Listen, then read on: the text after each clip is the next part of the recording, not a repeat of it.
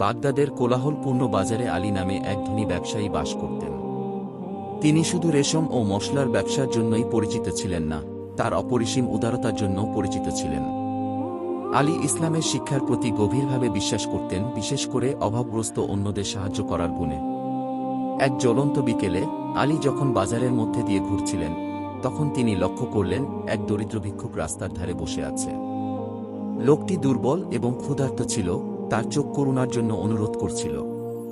বিনা দ্বিধায় আলী তার কাছে গিয়ে এক মুঠো স্বর্ণমুদ্রা অফার করলেন। ভিক্ষুক কৃতজ্ঞতায় অভিভূত হয়ে আলীকে ধন্যবাদ জানাল এবং তার সমৃদ্ধির জন্য প্রার্থনা করল। আলীর সদয় আচরণ শহর জুড়ে সুপরিচিত ছিল। তিনি প্রায় ক্ষুধার্তদের খাওয়াতেন, গৃহহীনদের আশ্রয় দিতেন এবং বিধবা ও এতিমদের জন্য ব্যবস্থা করতেন। তার উদারতার কোনো সীমা ছিল না এবং তিনি আল্লাহর নামে সবকিছু করেছেন, শুধুমাত্র তার আশীর্বাদ চেয়েছেন। একদিন আলীর কাছে খবর পৌঁছায় যে পাশের একটি গ্রামে ভয়াবহ দুর্ভিক্ষ নেমে এসেছে।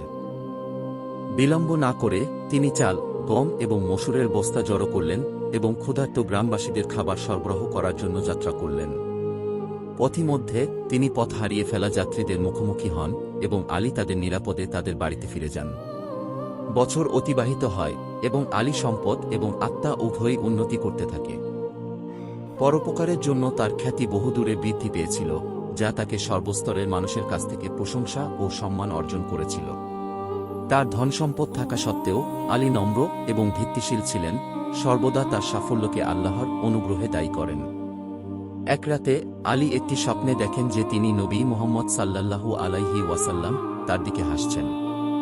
নবী বললেন, আলী, তোমার দয়া ও দাতব্য কাজ আল্লাহকে অত্যন্ত খুশি করেছে।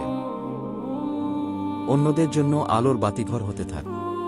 আনন্দ এবং কৃতজ্ঞতায় পরিপূর্ণ আলী মানবতার সেবা করার নতুন দৃঢ় সংকল্প নিয়ে জেগে ওঠেন। তার শেষ নিঃশ্বাস পর্যন্ত তিনি অভাবীদের সাহায্য করার জন্য প্রতিশ্রুতিবদ্ধ ছিলেন, সহানুভূতি এবং নিঃস্বার্থতার উত্তরাধিকার রেখে গেছেন, যা পরবর্তী প্রজন্মকে অনুপ্রাণিত করে।